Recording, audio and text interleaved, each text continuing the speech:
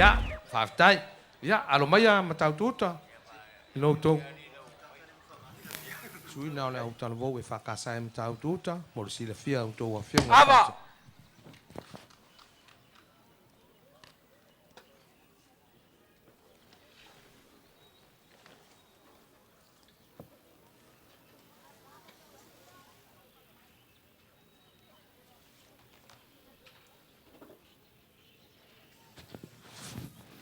Sa kau se ka ngaloa pam. Pava. Kau ser kamba. Ole lof ye sa nga sol ye skak.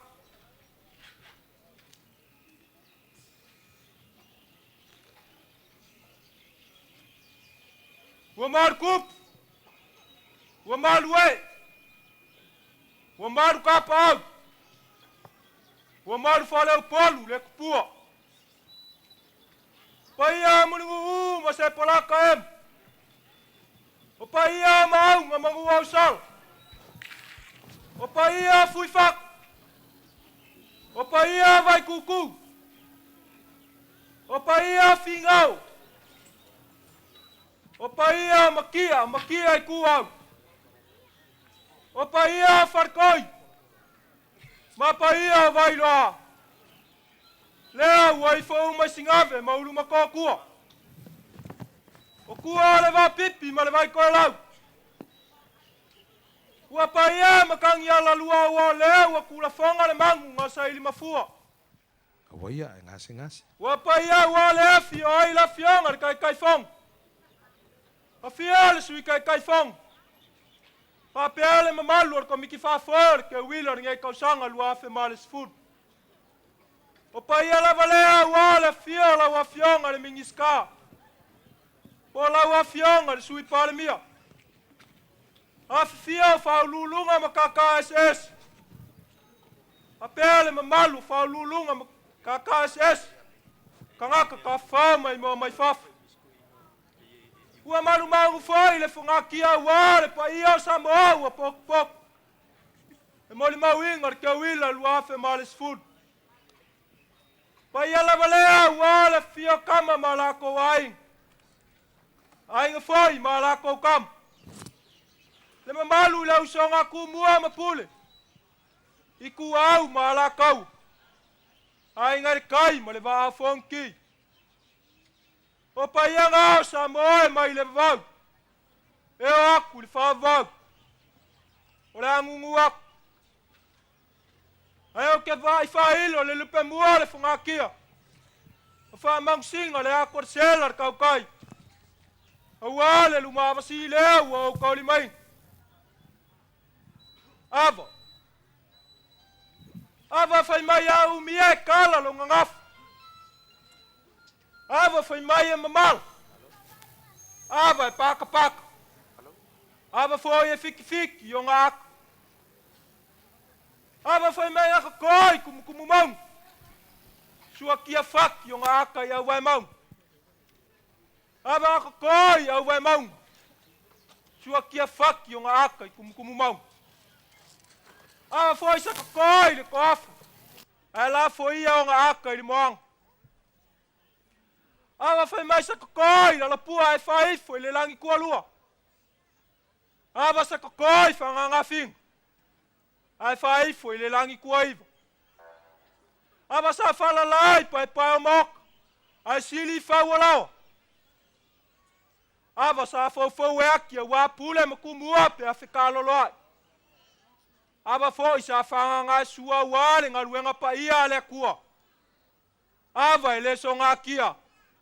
Ai pe kai o leu makala ya senga lo finga ngalu. O ngalo mga kuile so ma le fa moi. Ka fai ma pe ia la le ka malo nga li fa kuile la kau. Fanga fuai lo ngofang. Ai mangalo so leu. Sila lo fi mai la wa fionga kai fong. Asa mai le mamalu ko miki fa for ke wila ngai kausang. O ke kau kala i fua malo, mo fua fa lo. O fua fa eleleang, o fua vele. O ava le likaya ma le usu fa lo. Ava ngari kaya ma yai le pa ia alo sing. Fai faler salvalas. Ai usu falo lo mai ai le farkolu ma le mai ngalep. Lo la ko lua ma upu ya ku sama. Leo le au como fai for following up.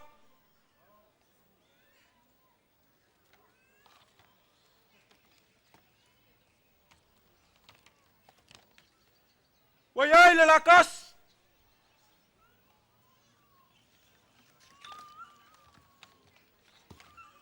Wai ai le lupisinga. Wai ai mama kugas. Wa manga fala lelei. Aor malai. E lua afe males ful.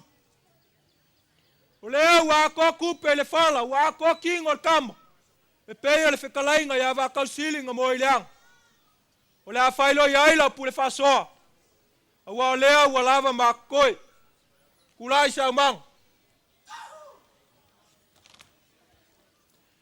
Ker kungaselea. Wa le ngakir kango.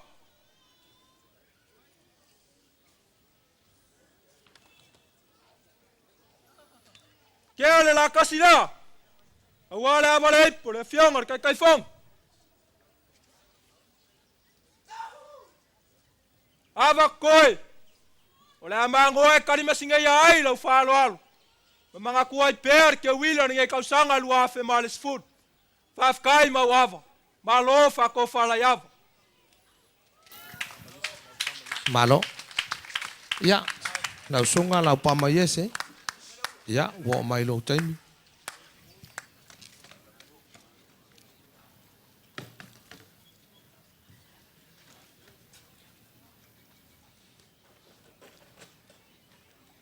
E mua o ngau kapui le kapua ku po mau fa poi fa la au ku mang. Awasa moa malingei po. Ai mapuanga ia I longo le kapu ko ali. Ma e yo va ko. Ai o ke mua I kal ka vai mako o mau sa lua le ko makua. Pegel fikalainga le seu ngai fo alo ku yaanga. Awa o lea ua kau lau o le wha moe sa lupe. Ua kingi pa o le uko e peo le upu I le whai vai. Lele ua maka lupe ai le seunga. Ua I asa fo I le keunga. Ua asa fo I le vao le kui fiki. Awa o le lenga le fonga kia ua pau le kua au mafua malu. O lea ele koe iai se kase koe sa pilima pe koe lankila. Ua fola ula le sou.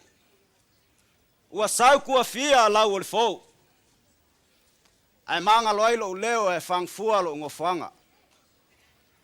Ai sila fanga mawalunga ia la ua fionga le kai fongo. Le mamalu o le komiki o le kewila. Pai ala vale fasingo le fio le mingi ska. Male mamalo le makanga luenga o kangaka ka fao mai mo mai fafu. O ki kau kala o ngau le whalalo ava lea.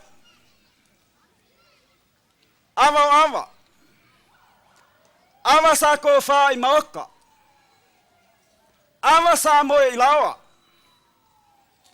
Ava sa whawanganga sua au apule makumua. Ava sa pui ai le whiau malanga luenga aleli. Lea ua kakala. O le ava foi e yailonga kupuanga e leo koe po ai malae. Ua mangingo maka le vai. Kupuanga I fiki mangu am samongei. Le kupuanga I fiki nga kupuael kunga mau suasa mia I ava. O le kama singa paula le afinga o falua seu. Ngangu ngofo mal kui fiki. Le ava lea nga malanga mai masoala kikele upenga o fiki. Ma le kenya o muli vai lele ma aka e wha. Koko le aka e kasi, fale alupo. Koko aka e lua e safok. Malanga mai kumua ngai koko le aka e kasi vai lele. Lea nga kupu maola e nga akele isumu lo ngai o kulou.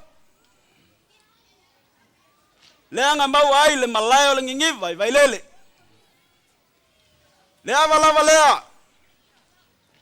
Nga malanga mai makui feai o le alo le kui fiki. E fai maonga oso le ava mango. Le kupuanga mangua nga kupua le kunga mau avali. Ole akali o kanga lo alangi la finger kui mangua. Le avala nga koi ya mangua ko se yo kum mau nga kau kawalunga mangua. E feai lau, feai aka maonga. Anga kape malala kea. Malanga mai manganga mai le aka kas. Le anga koi ya ele. Nga se ya sawali. Le avala valea. Nga kau avai male ko i kualangi. Mal kui mangu ale nga kai falo kui mangu. Mau ai le lau kamu kafea mal kai sama. Le kupuanga i Samoa nga kupua el kunga mau le aspai. Ol kamai kai nga asingasi. Le nga ave nga aka makukoi konga akoa. Ava nga yai avaia. Le wa feilo yai malo. Leo wa ali kaya mai yai le sunga le fa fengainga. Ai usu fa lo mai yai paia le kale sia singamonga. Leo le au folfola inga. Wa yai lu pesinga. Wa yai la kas. Ava kungase wa mango fala lei. Ole a failo yai la pule wa lava makoi. Kulai se amanga. Ke al kungase lea. Awale ang kongol kako kaya sisifai.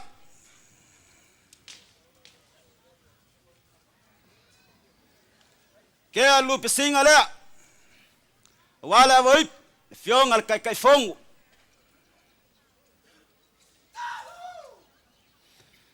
Ke al avale awale sung al fafengai nga singamonga. Avalo koi. Ole amango nge ye umi kaul mangol kako afiafi. Manguel ke wila nge ka sanga. Whaptaitele na wala upama yese tu solo usao. Tawa sos mo nei ya mai tale o mua tamo fatatala se mataemo yese toi tu fatasio to wao mo entru tawa sosi melelei mai la fiango sale o mua. Awa.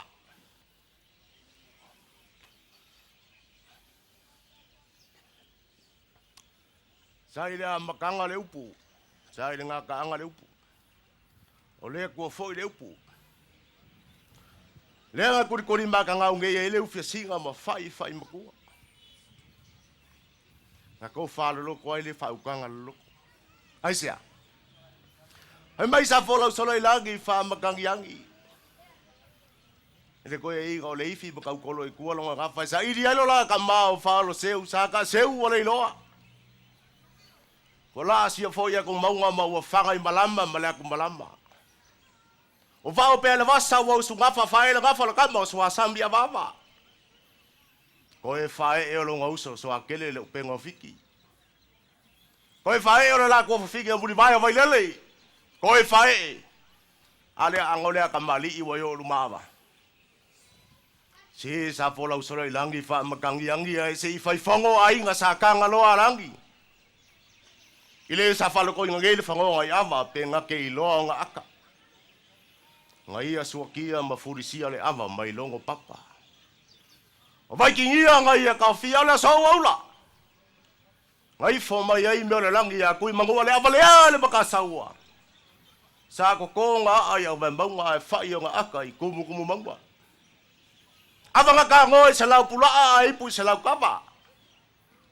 Le ava nga isawa, le ava nga i mangu nga fai fo le fale ula. Ava le fale kolunga nganga. Le nga lo ofisa ai ko i mangu mari ko mai Yesu i lunga le kai sama. Pasa varia ko le ava. Nga vai fangalele mo so nga vaso kau fi mo fui ava ele fanga pu ava. Ava nga siki mai ba se fanga ba lo. Koi kele malu le manga. Nga muai avai lalovi malau lala ya kafua mafua kanga avai le paka. Avai falali. Ava si umu masafaka. Si sa ngaulo nga aka ile nga ma avai le ko masanga. Le avale nga paki ku kuila le mamake maape nga moe ngaku. Avale fanga le lumakua ko ya anga ai kasak wala mangongo avai yolo. sa fungi ma sa foku nga ko lua yava le ava le mava nga swa sambia vava nga ifo mai langi ma ku mai vasa awale fisida fai nga ka pa wai nga malaku kama nga fa bela pa ya le fai ga balaga ila ko le ala na fio nga ko ya ku nga fa ngofo la ko fa ma ku ka fua kawanga ese malala ki kala le sale a mua sila mbio mbaya baba ka maka ngofo e peyo le ngol balayo le kuya anga maka ngofo ai se yo ka fisila fa ile la awanga fa ngai pulo ku le la u fo le nga wa vaya ngari ka ya o bayele pa ya iga le fio nga ya kwala ka marelagi kelea sangi le au pepe mal makuo pale abanga usu falo alo mai le balu ya sai auka le wa ia le lakas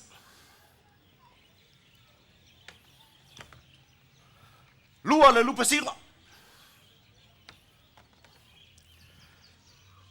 kolua va kungase wa mbango fala fa va fela foi lima le baki maki mai vasa mo yai mau ngau ya sa peka yai mau sole ngai po ka wilili ngai ma volo ao le malai wo fang ma solo ai papanga re ko mua yo le fua wala singa la voya sa wa ai ngau fo lau le vasa ola ke u fa lo mo lunga le valo faku balo ma ngava yo le pea mo ku kia ulai mai ola ke le ngau ya sa rea awale ngaki o sala ma kuwa ai ngasa kwala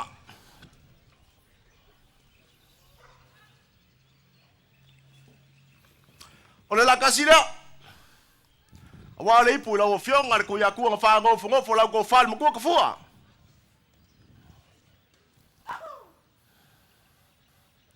yo avolo ko ole mangole fai ma avo so malanga pa ye ngu ya sale amu manguya ke wila sabo so fua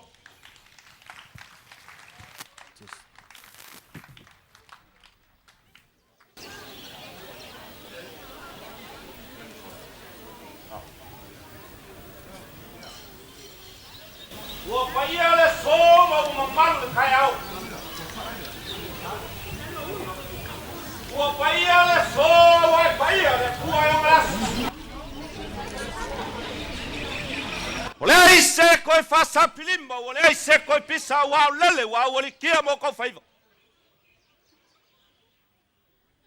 O ngā kai foi ngā kai fale ga ua maka malu lai ngo sa kangalo alangi. Ai maka ia sale ai ngo sa saumangi. Wa pai ai la nga kala nga ko wa nga lo fia mai la wa fio nga kai fo la wa fio nga misa o kama kawanga a fio le pai le la wa fo nga ko miki mamalo ke wi lo nga ko sanga o pai e foi le kala nga ko wa le fio ku le fio nga le li palmiol malo ku ko kaso samoa a fio kamol malo a fifio malo asasi mai mo mai ol pai ala vale wa kama mo la ko ainga ma la ko kama ai ke nga pule mo ku mo ku au ma la ka wa ainga kai ma va fonki ai o ke le ya sainga la va o pe o ke soli nga suor kai au ai mo nga fa poi o la ku mang Pei ol fe kalanga ya ma kau kia malang mai moanga ngai sala senganga. Pe lapes kau kalanga le ngai fain kat pai ol kaya mala son ngai.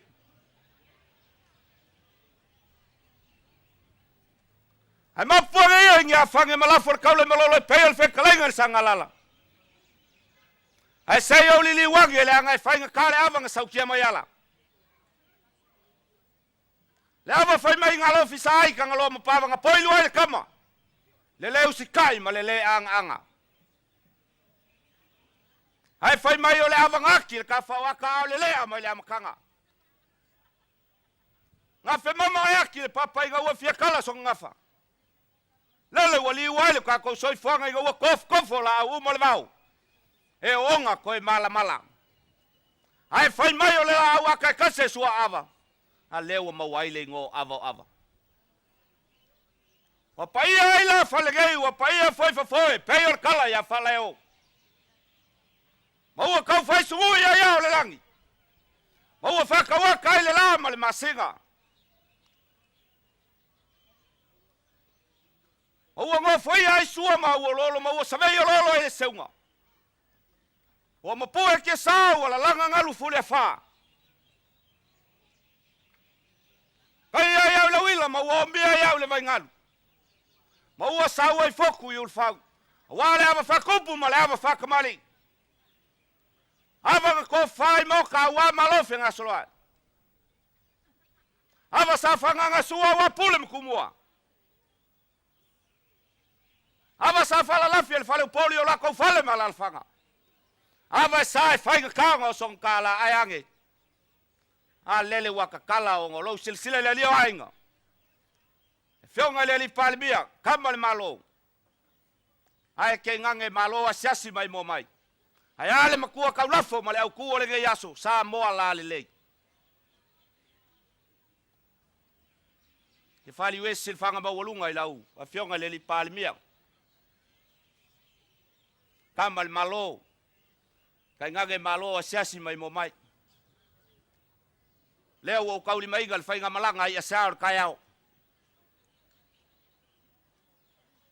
wa avale ali kayao maleu su falo alo avale ipunga fio mai ile fio gal kai fongo avale usale nga umia mai komik ole o la for lega lua lupsinga lua lakas lua ava kunga se wa mango falali le ya ole malo wa lava makoi ole afailo yel pule sama ava le fionga le li palmia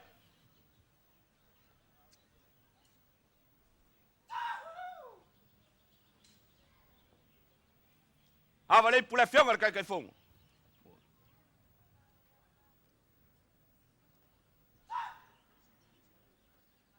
ya ava koi ole mangoi ko ngei la ngai umi ka wal mangal ka ko wasu kai fa ko fale ava soifua ma manguel te wilan nei tausanga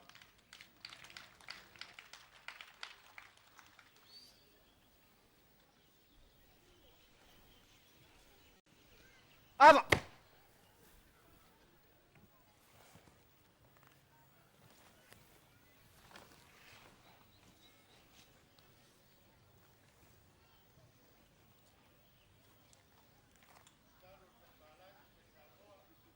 o ke mangaku o lele wa paia ma malu le so wa lele wa paia lunga wa paia la lo wa paia fale wa paia fafo wa lele wa paia le kamale la wa paia le kamale lele wa paia le vasa wa paia le vasa i vasa wa paia la kupua ma le maka ora fasilie paia sia alele wa paia le kuo le o le so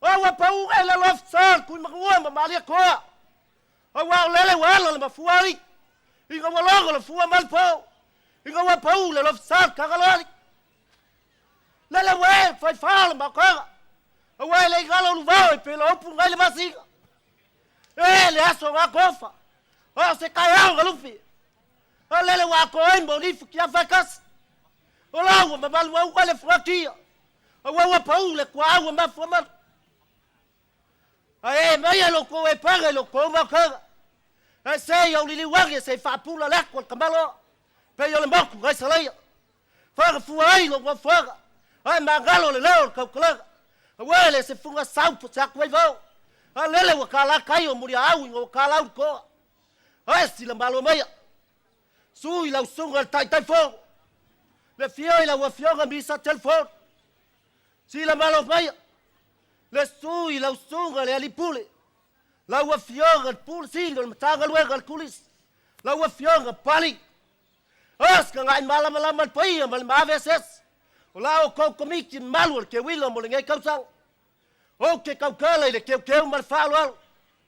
O gol fam ngakuinga mal fam malwingo lau ke wilo samoa mo ngai kausang. Le faga ka. Le wali kaya li ngolua mayai. Le paia le fio le alo lilo mayam. A fia mai seve mafanga.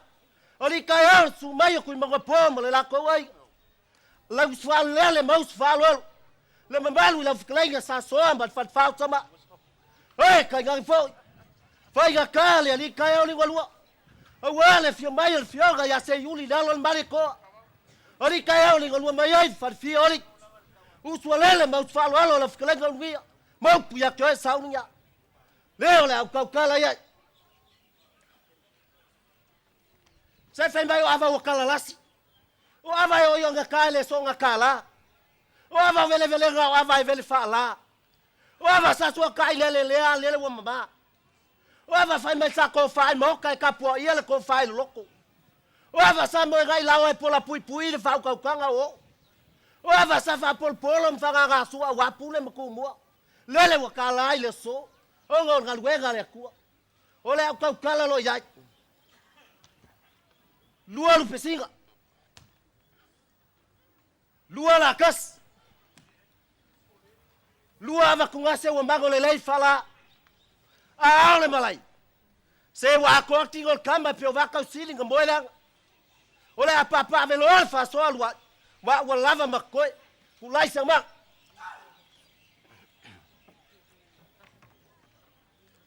Quer kungase wa mago le lei fala ko mago mar kausala. La coque lulu maya san cogo le so. Wakawa ava. Que ala vrep. Awale fio la wa fio tai fo. La wa fio misa telefon. Mali. Que ala le psiga. Awale fio la wa fio le li pulsi. La fio pali. O ava ko koe. Le ama go fo lu gei. Se kala masinga ai le teu mal falo. Fa kai te fa kup. Kai fa kola fa yava. Soi fua. Lele fa kai fa ya de ka ko ka ngalwe. Ya alo maya le sia tanto fol ava le committee mai ti avea.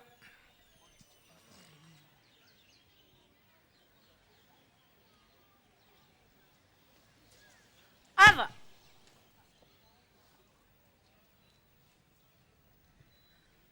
Ua fama lo feta lai fa alo.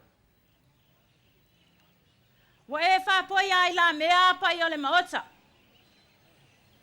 Wa e sisi foi le atu mua le tai au. Wa e fa manusina lupe mua le fai vai vau.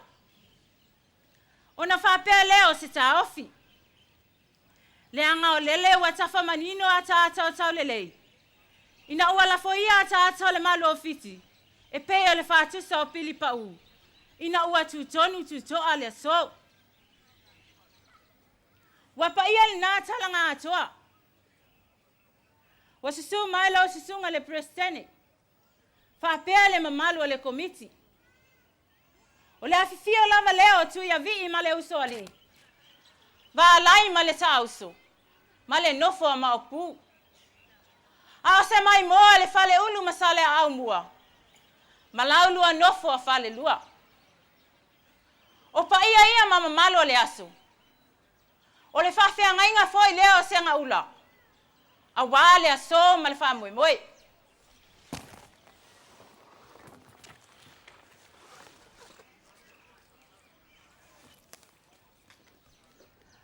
A whaifo le fui atua mafa fili malai le atutia. Ona fatunga loa leo ali seu le tua vau. Ai a langa le mafua au mamau. Ona fatu o feloa leo tau tai o le ngatai fale. O te le vivi tamai le atu maniu. Pe tu umasoa a wai whaingata pa ia o Samoa. A wapa ia lu mama o tau matangi ala lua nei. Ua tō ai I ai sui mamalu o le malo tutu atasi o Samoa. Ua paia foi ma mamalu tupua malao ai. E pui pui e tu mua mapule I tu au maala taua. Ainga I le tai ma le vaa o fonuti. O tama ma ainga, o ainga ma tama. O paia ia ma mamalu o le aso. Tu lona le tai au ma le aso. A o ava nei o ava ele so ona o ia. O ava vele velenga o ava o fa ele leanga. Mali. O ava sa tu fatua ni utua maota malawa. O ava sa tu fai maota ai moi lawa. O ava sa fanganga sua wa pule matumua. Ai ngase.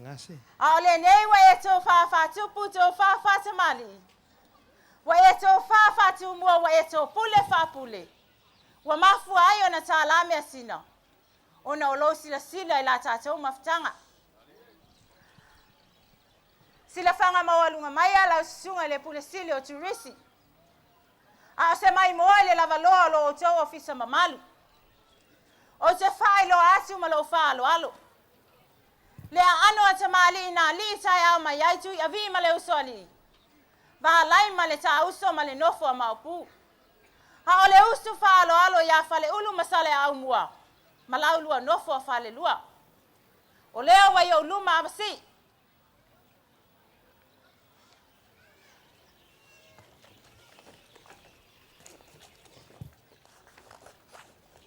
Wayai le lupesina.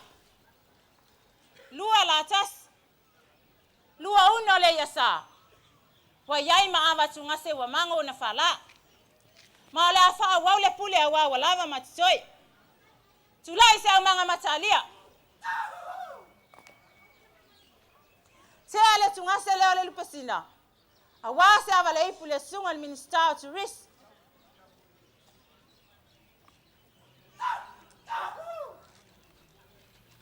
O ava lo titoi, o le afai ma ava oso le ofisa nei.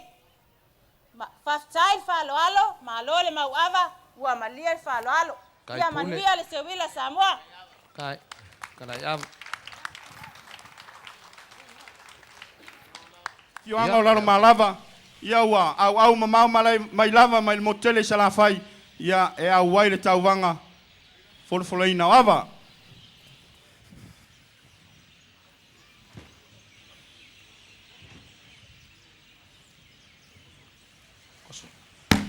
Ava.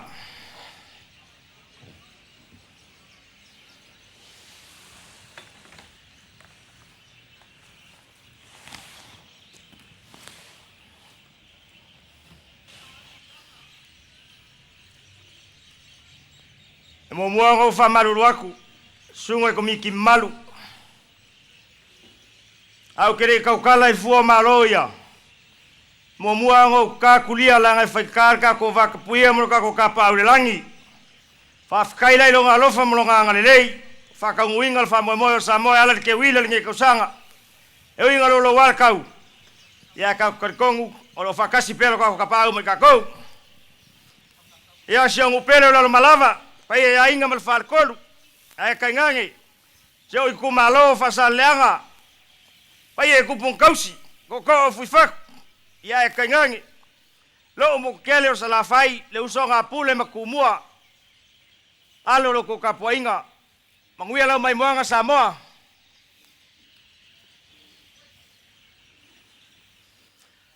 Ole a le paia e le foe le vali. Ai ka fai mar ka malonga li whaku ngai le ala kaua.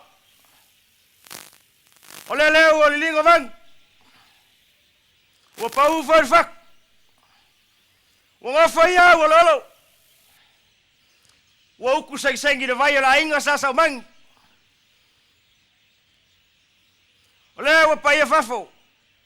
Ua pai a fo I whalengei. Aisea. Ngai whai ka fua malo ma fua whalo alo. O ava. Ava whai mai e whailo a ngafa. Ava nga moe ngai. Pogi ava nga whalafi. Ava sa whanga sua. A wapule ma kumua. Ava wha mai nga mawa inga. suasami ava ale ko ai mula vai lele e ele malai le niva ava ka sua kia malala kia ai fe vale ele ku mangoa le ko ai fale ulo foga ale ava ka mo ele ka loi le ga ami le langi sa ko sfulu el ofisa impava ava le ko ai maunga mo sala le oi mo ku yanga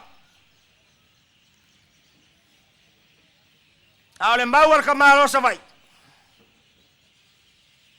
alofa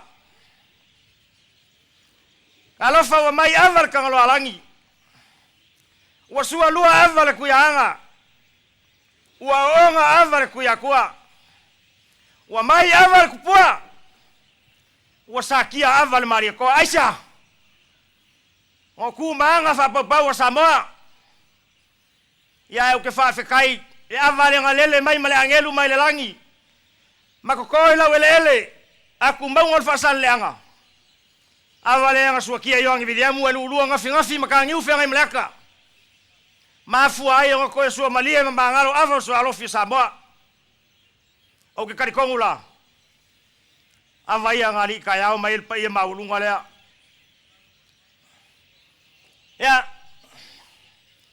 pali wiali sirfanga maulunga masila alofi maya paya lo ko fionga inga a se mai mo mangingo ya ke ele farkod ko kala fu malo mo fu fa lo ava ngari kaya mai mo ko ya fayongo ngari kaya mai kama asima paku alele wo usu fa lo ila won kai kama pu mangongi amang mal malu ngo fo ko inga ya ke faka ya fa fu mai lo ngo fa mangalo so leo se fa le wa le malo leo o pero ma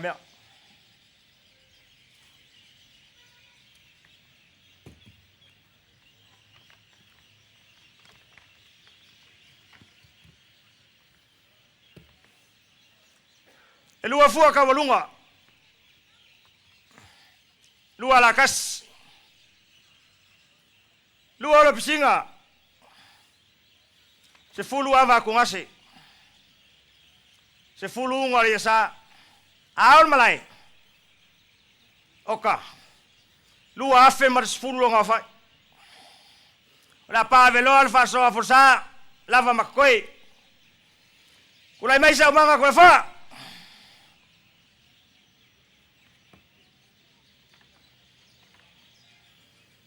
aquel con acelea anga con wailo ka ku kaya o fesir sirfai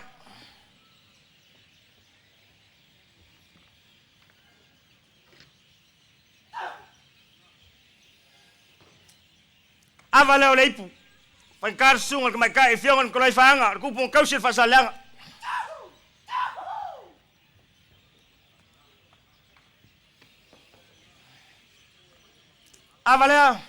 avale o leipu ngafa ya songai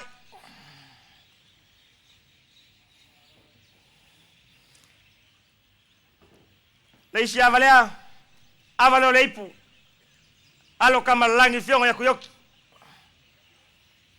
o ke fa malulu aku ka ko moka avalo koe ya la mango fongofo e fai ma avaoso ma lo isa la fai ya manguia le tawila sama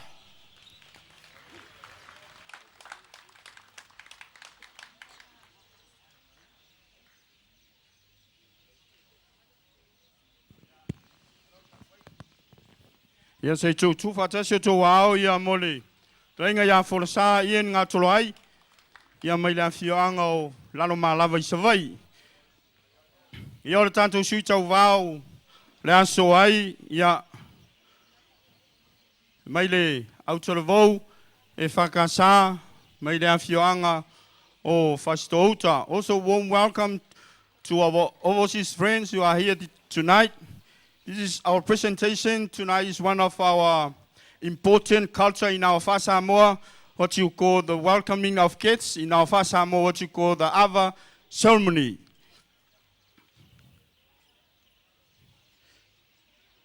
So please welcome on stage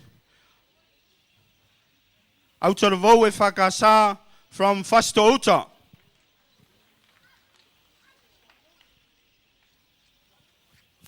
Sui fua, fafonga mai. kele so ai lo loko ngal ku ko lo sagaga mal fuleo ko la kigaga mal gafa. Bo bua ko fa grow payer kao. Ulo ga ke fa wal bla fa ku ga ka ke ku bua pule. Ole bla lo fa kwal ke ke sa mo ko fa grow. Awa wale ligor fa kia wa pau kwa fa balu. Ole wa ko foia wa lolo wa fa fega isaula. Awa fia la mal wal balo sabo. Malu sui al fogo sui kofia. Fia la ka pa bia bala ka pa. Fia la fa si usili. Fia pa la bala wa aiga kaba maiga. Malu ya ku bu mapule ku bala kawa aiga kai balwa fonki. Wa makalu pe fa ile klaga wa le wa fia ko vaksili. Malo basiofo. Alba barwal faiga malaga yo kulaga falupe. Payala wala wa sua bal wai fogua fo bai kulagi. Salam salam bua bal lau giu salua. Kabal bua kele ko lo freula. O payaya leo ko ke faur ka orgei. Bua foya ko fa poile la ko paul kai lua bal ba. Wa malaga kofi o saboa. Ulau ko ga fu am splaka bo wal kuya ku fa go. Pola pui ko lo ga fu. Ulau ga bali ba vai ko lau. Wa le bali ko fa lo go ya saboa. Pola pui pa wa fi ko fa la bali ko. Au makagi ke ga ko ku sabau. Ulau ga ba ko sala wa le ape kuila. Kuyaga kabalag. Bola pui ko lo buega ba la un kai. Ole wa ko ke fa ut kai orgei. O fa pe foi puleu go sala fai. Ulau ga kia ku wa le fio ai ga pau. Bola pui fala polvo ko figa. Sala fai bal ka puiga. Ulau ga figa wala fio sa fa kupo le ku mario le ku. Pola pui ko figa. Ulau ga vai ku wala fio ai ga pau bal bapu.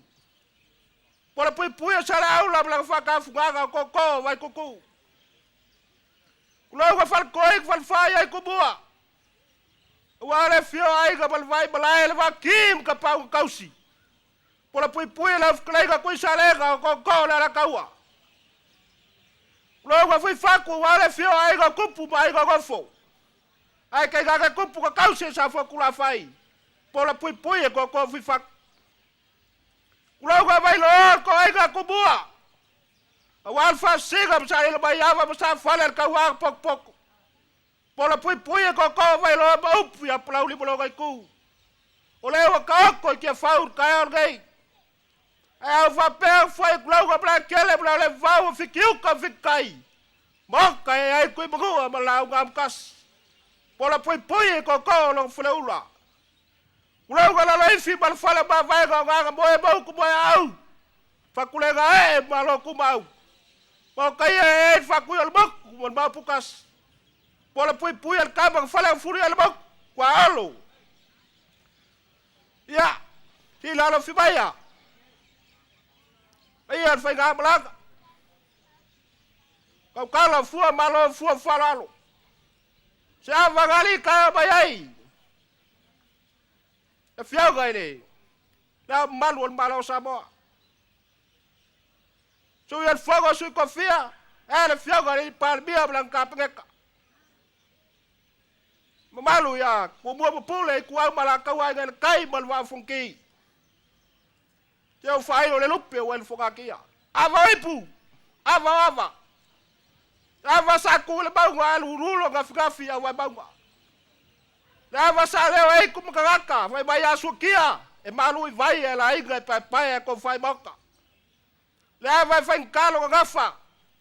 Sa markaba sua sabi ava. Lava lega buai ko koe pangua. Luai avai mun vai oi vai lele. Ko luai avai sala fai. Lava ko galau ko ga. Makaya ka benar ke fefe valer ko pangua. Lava faga ga e sua wa pula kubua. Avan ko fai bul ko umus pula kaebo. Fai ga kala. Au lewa ka kala. O ngor ka ko felo ingat ka ngai. Yo le la ko fai bul fula ga. Sefulu lo pesega wai ai. Sefulu maki bai wasa. Lima wa ngase o mango afala. Yo la fai la pule wa lava makoe fasoa. Kula eskoa. La quer ku ngase le. La maga ko la fo mal kausala e. La ko ke lui mari ai ga pak kiai ka ko kayao.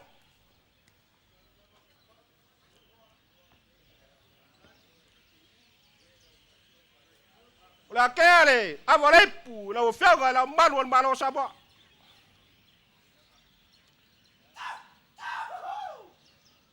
So ya fai ga ku mau fa vai.